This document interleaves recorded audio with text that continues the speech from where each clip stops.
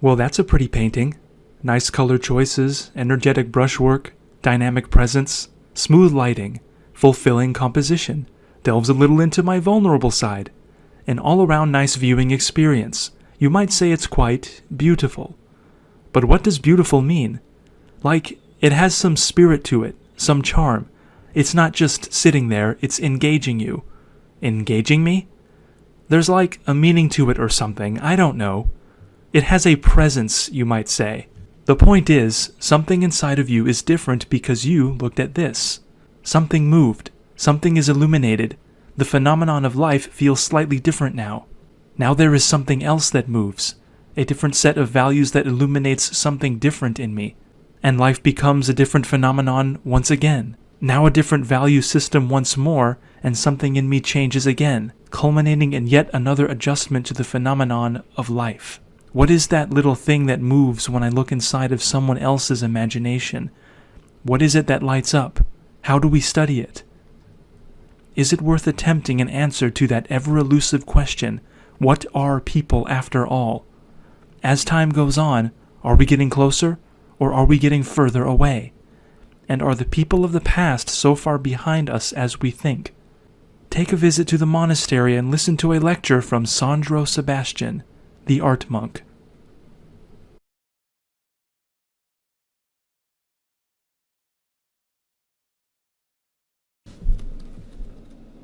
Let's orient your inner self a little more. Let's climb a high tree or an elevated rock in this wilderness and look around. See where the highway is, the town, the coastline, the mountain range. Maybe then we can navigate a way out of this.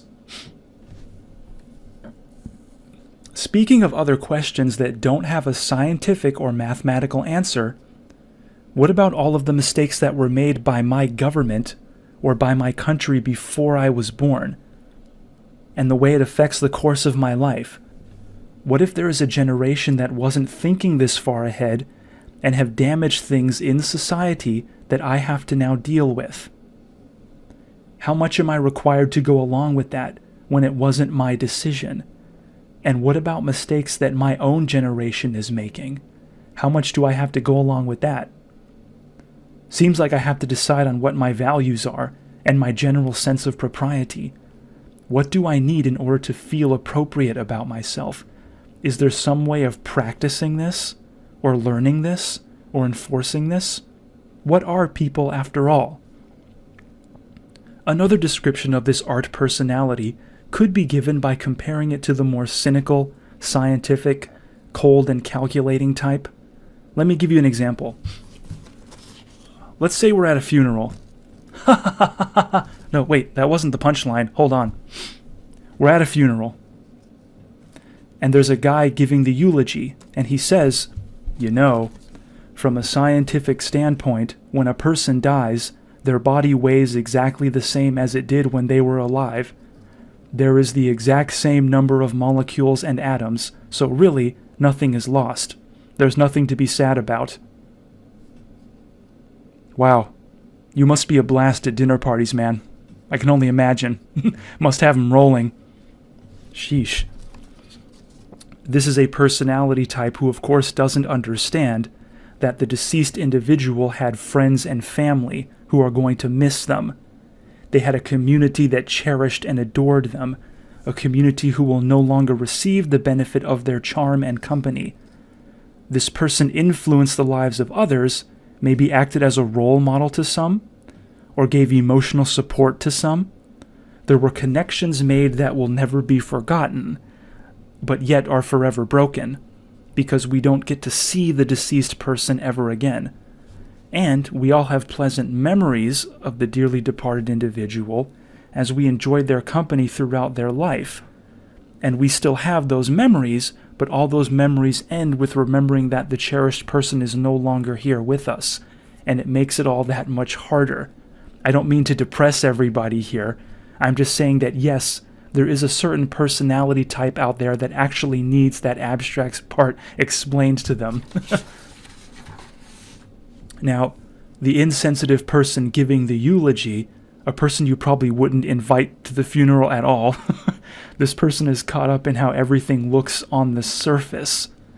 as though human beings are no more than their physical makeup, molecules, atoms, cells, and biology, and a human civilization is just molecules in a petri dish. Obviously, to be an artist, you have to be the second personality type who's explaining to the cynical, superficial scientist what death is on an emotional, spiritual level. Because there's not just those that will miss the dearly departed, those left behind, but the mystery of what awaits us on the other side after death. Even if we all have our religious beliefs, no one has ever actually been to the other side and lived to tell about it, if you know what I mean. No one who we can take at their word anyway. Except that one guy, but not everybody believes in him. But you know what I mean. We don't know for sure what it's like over there, and that humbles us. We just hope the dearly departed are in a better place. Now, this kind of atheist, cynical person who only sees what's on the absolute surface and wants the universe to be a math equation or molecules in a petri dish only, you also wonder how that kind of secular atheist person makes major adult life decisions or highly significant lifestyle choices. You know, the kind of fork in the road you come to repeatedly in life, where you have to go one way or the other, and no matter what happens, you can't come back and go the other way. In other words, the kind of decision where something will be sacrificed forever, no matter what you do, you just have to live with it. That's how you know you're in the adult world, by the way, whether male or female, black or white, rich or poor. Those decisions aren't based on numbers or science. You have to think about the moral implications of the choice. Am I doing the right thing? How will this affect the people around me? And if I make a mistake and someone else gets hurt, do I need forgiveness from a higher power? Or does my bad deed just float off into space and disappear like it never happened? Is there going to be a day of reckoning for all the things we've done? Also, the big question of whether or not there is a plan here or a grand design that I am required to follow, or can I do whatever I want with my life, assuming I really know what I want? Is life about being obedient to a higher power, or is life about whatever I can get away with as long as I don't get caught? Which is it? Can science tell us for sure? Are we being manipulated by an unseen enemy that corrupts our minds and makes us do bad things? Is there a need to purge ourselves of these evil spirits? And where on the spectrum are you in regards to what this God entity is? Is he some magical sidekick that grants my wishes like Aladdin's genie, but only when I've been good? Or is God in complete control with a plan and purpose for me, and I have to follow the plan or I'm going to be punished? Or is free will an illusion completely? There are some people who think that. Remember, I'm not here to give my opinion, because that's not what you pay me for. We're just running an abstract reasoning exercise. Atheist people spend a lot of time questioning religion and seem to pick on Christianity in particular. Like I'm not allowed to question atheism right back if I'm coming at it from the pious perspective. So I'm curious, when you secular types are faced with a major life decision, with all the spiritual factors I listed above, how do you reason your way through it? Do you just flip a coin or something? How do you make up your mind about what is going on here, and the difference between right and wrong, or the difference between something that's real and something that's fake? You just go with what seems like a good idea at the time, I guess, based on the values of your dweeby little inner world, which is at the mercy of the current social conditioning you were born into, the one you didn't choose to be born into, by the way. Maybe you think Christianity itself is part of social conditioning, like political parties or formal education or mass media, man-made stuff. How do you know that? Well, either the Bible is made up or everything that's not the Bible is made up. There's also the classic atheist perspective that the cynics feel the need to express. that all religions contradict each other, so I'll choose to believe in none of them at all? Like that's the only sensible thing to do? In other words, atheism. They can't all be right, so they must all be wrong. I'm not sure it's that simple, man. Now, this show isn't about me giving my opinion, whoever I am, especially on a topic as sensitive as religious beliefs, and the nature of the universe and the destiny of man. And what makes the topic sensitive, like politics or social issues, or our interpretation of historical events that shaped the world we grew up in and what looks normal to our eyes, what makes these debates sensitive is that the answer changes everything. It changes who we label as inappropriate, and what kind of social pressure should we put on people to conform to what kind of code of conduct. So in other words, it's a conversation that makes everyone vulnerable, because at any moment we could decide to label you as inappropriate and have you removed. Perhaps even if you don't agree that you should be removed. It's a powerful thing who we label as inappropriate, because it's how we give ourselves permission to temporarily suspend someone else's rights. Wow, careful now. But nevertheless, I do see an opportunity for a good abstract reasoning exercise. Since science can't help us here, and mathematical solutions don't reach into the abstract realm of humanity, and it's all a question of values, we can't look under a microscope and witness the molecules in a petri dish to tell us what is the right thing to do here. We have to stretch out with our imaginations and try to answer the question, what are people after all? And what is the universe really made of? Is there a science that deals with that? Some field of research? How do I learn to not take the human identity for granted?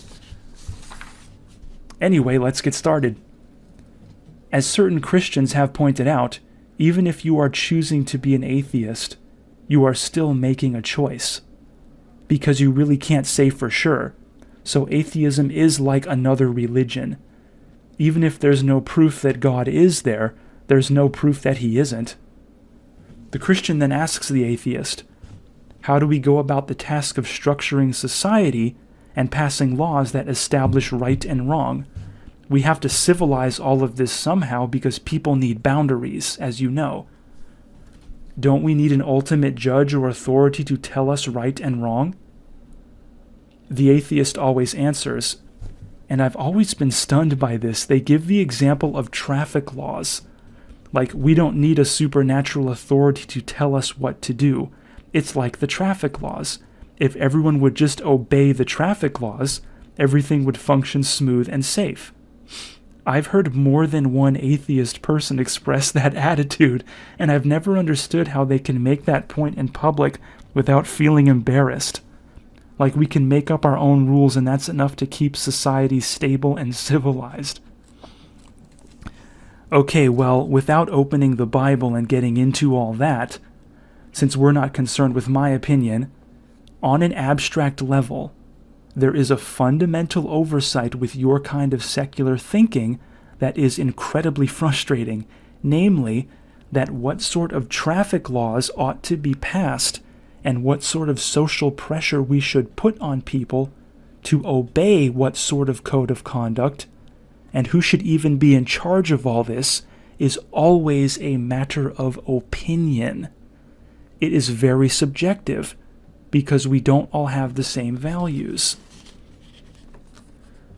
And by the way, the laws that govern all of human civilization and determine whether or not we thrive, everything from government legislation to military and medicine and education and marriage laws, all of those are much more complex than traffic laws.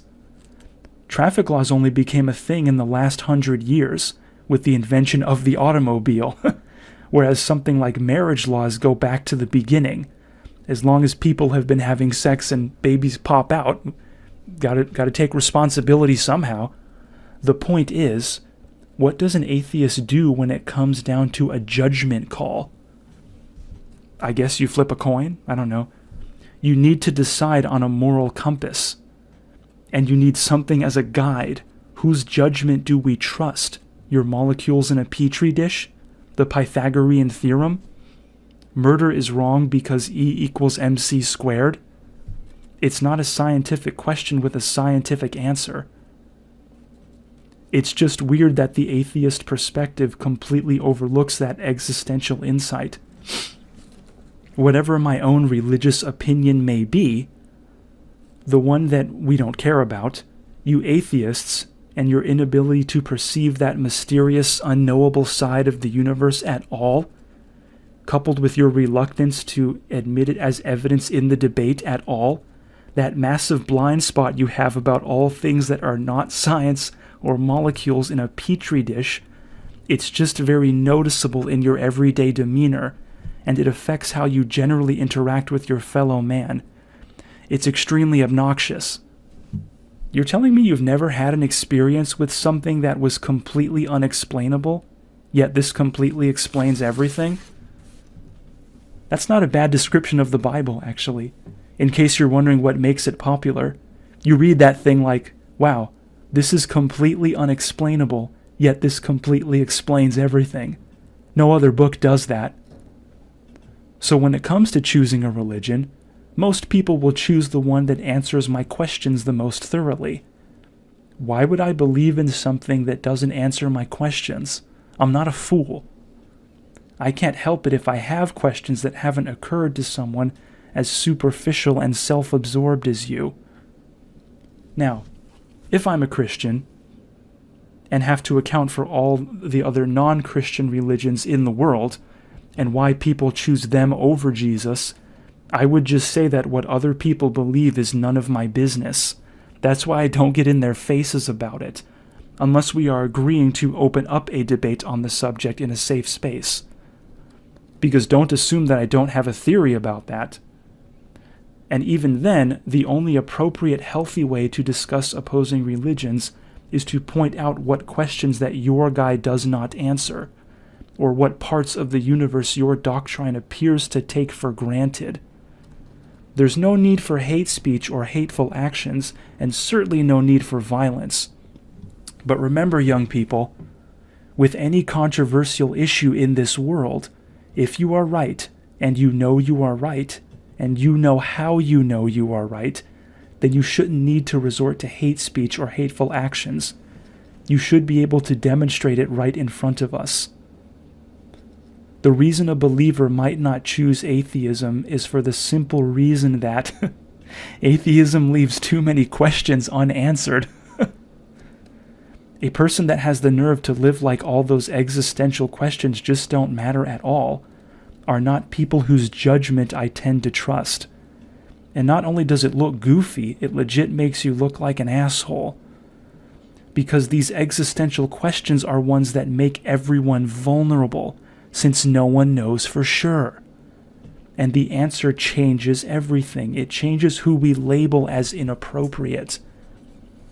And that is a powerful thing, as I described earlier, because we all know that people need boundaries of some sort. It can't be answered with molecules in a petri dish. Science nerds, I'm sorry you got beat up in high school, man, but maybe they had a point, I don't know. I'll just say this. Violence is not the answer, but neither is being passive.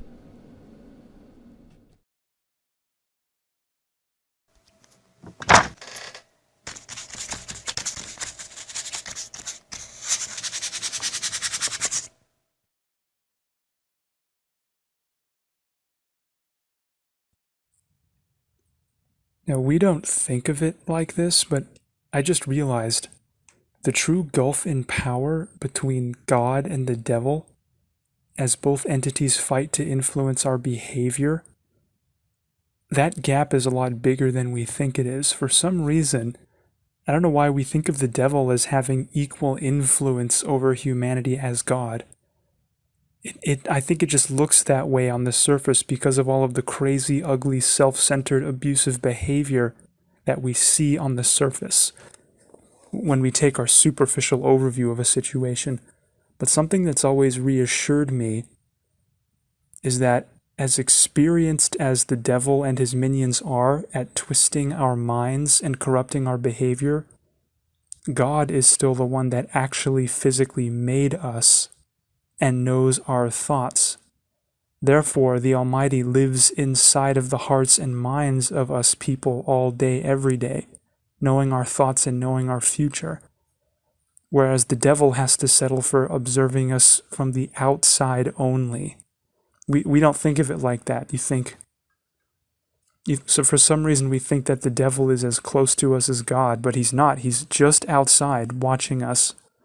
Even though he's been watching us for thousands of years since the beginning and witnessing the same patterns of human behavior over all these millennia, because of that, he's pretty good at predicting what our insecurities will be and our deep-rooted fears, and through that can manipulate us into self-destructive behavior and abusive actions towards others.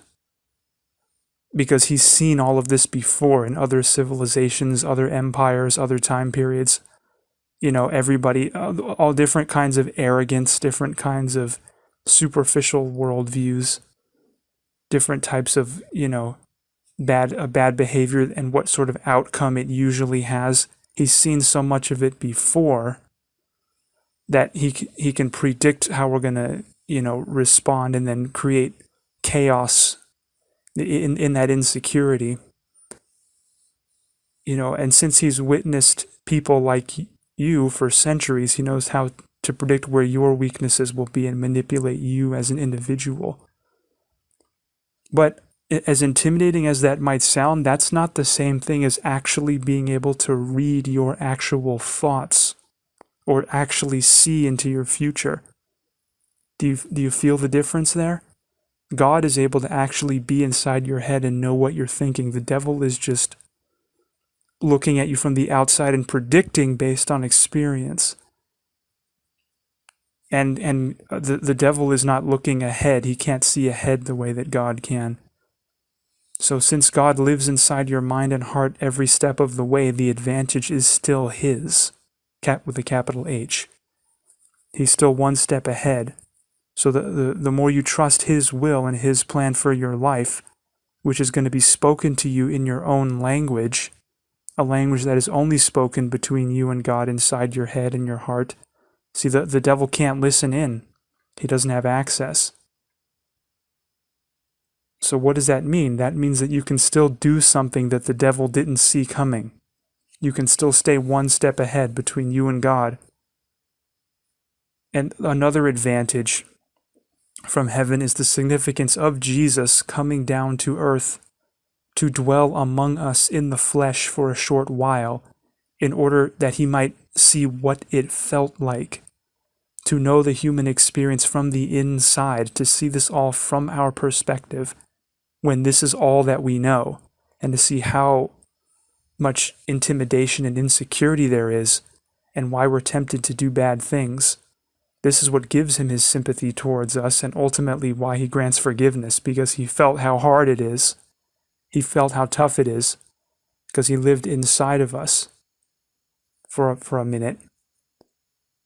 And then we never stop to think, well, that's something that the devil never did. The devil never came here and lived as one of us. He's been watching our behavior from the beginning and seeing how we act, but that's not the same thing as ever actually having been born into the world as a person to walk around and live among us, to know what it felt like exactly. So Jesus still has the advantage in knowing our hearts and our minds just a little bit more. It's quite a distinct advantage. So because of that, we're still one step ahead. God, and God will always have the advantage, no matter what tricks the devil may pull, or how many generations of abusive, destructive behavior the enemy has to analyze and learn to grab hold of our insecurities, or to turn us against each other every century. There will always be that last little safe space, that last refuge, that ground zero between us and God, inside our hearts and our minds, that the enemy will never have access to, because he's not the literal one who made us and never dwelt among us in flesh form to know what it felt like. And it is in that sacred safe space where anything can happen.